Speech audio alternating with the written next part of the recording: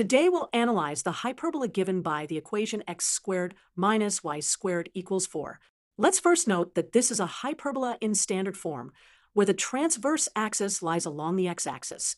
Let's set up our coordinate system and graph this hyperbola. We'll create a coordinate plane large enough to show the key features. To find the vertices, we note that when y equals 0, x squared equals 4. This means x equals plus or minus 2.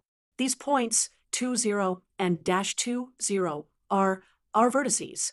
The distance between the vertices is 4 units, so equals 2 in our standard form equation. The center of the hyperbola is at the origin. To find the foci, we use the equation c squared equals a squared plus b squared, where c is the distance from the center to a focus. For this hyperbola, equals 2 and b equals 2, so c equals 2 root 2. The foci are at 2 square root 2, 0, and dash 2 square root 2, 0.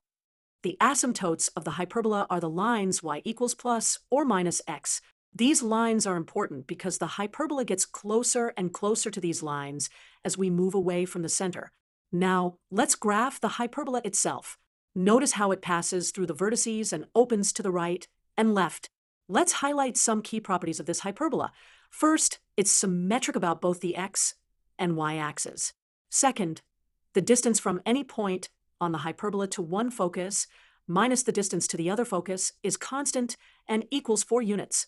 To summarize, we found the vertices at plus or minus 2, 0, the foci at plus or minus 2 square root 2, 0, the asymptotes y equals plus or minus x, and we've seen how the hyperbola opens along the x-axis and approaches its asymptotes.